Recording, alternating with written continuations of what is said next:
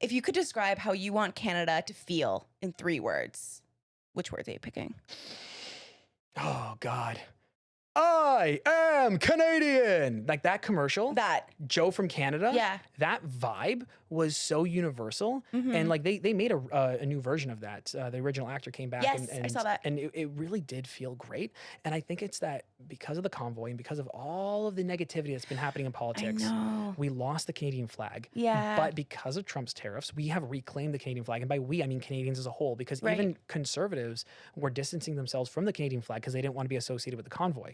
So now that we've finally taken back our flag, we need to take back our identity. And the Canadian identity is on the world stage being a leader in peacekeeping, in global trade. Canada was a world leader in free trade and global trade, and we need to get back to that. And that is a bit more of a right-wing stance, like historically, right? Economically, that is not a progressive stance, but that is still something that I think that we can benefit from if we are a world leader there. In this climate, especially. Right? Yeah.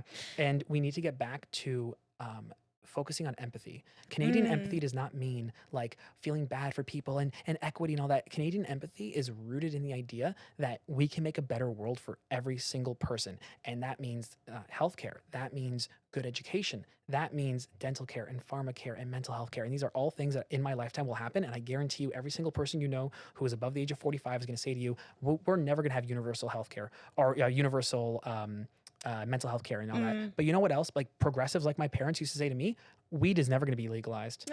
Gay marriage is never going to be legalized.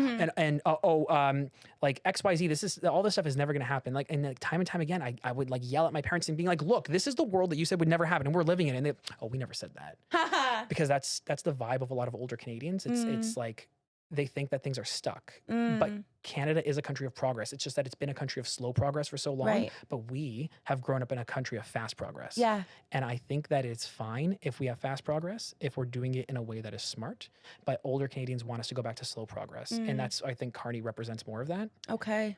So when I'm talking about like, what do I want Canadians to want? I want Canadians to keep that mind on progress. And progress doesn't mean progressive. It means making things constantly better. Yeah. If we are not building up, if we are not creating new projects and new nation building things, like let's have a new Trans-Canada Highway, National Railway style project. It doesn't matter. Like Doug's 401 tunnel is a stupid idea, but I love the ambition. Thank you for being ambitious. That's what I want. The ambitious progress. Yeah. Thank you.